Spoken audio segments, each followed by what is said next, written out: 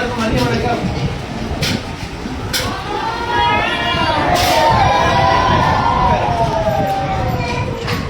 இன்றைக்கு நமக்கு மதிய உணவு வழங்குறதுக்காக இவ்வளவு எப்படி வந்திருக்கிறாங்க.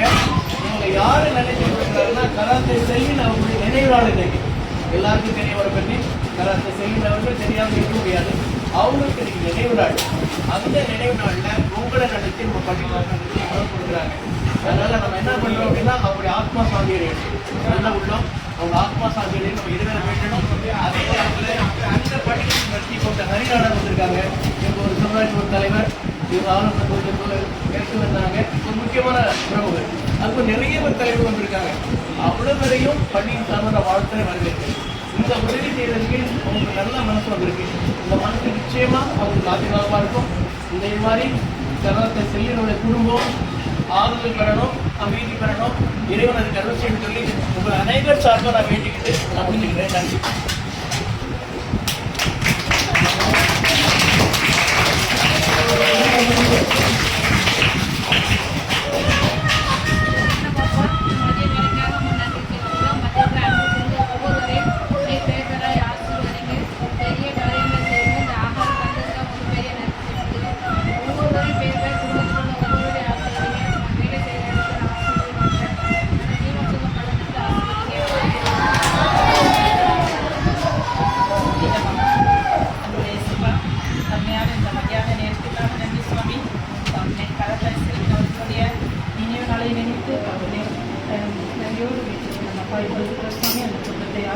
சுவாமி அவர்கள் தாக்கனே சமுதாயத்திற்கு ஆட்சிய பணிகளை நன்றியோடு நீங்கள் கூறுகிறோம்.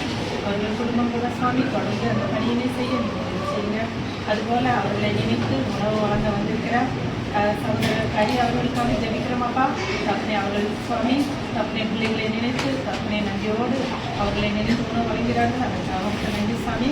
அவர்கள் கூட சுவாமி அடுத்த முறை சுவாமி எலெக்ஷனில் நிற்பதாக பேசிக்கொண்டார்கள். தப்பனை வெற்றியோடு வர உதவி செய்யுங்க சுவாமி. அவர்களோடு வந்திருக்கிற ஒவ்வொருவரையும் ஆசீர்வதிங்க. இப்பொழுது கூட சுவாமி இந்த பிள்ளைகளுக்காக நல்ல பல நலத்திட்டங்களை செய்யறதுக்கு வாக்கு கொடுத்துருக்குறாங்க சுவாமி. அதற்காக நன்றி சுவாமி.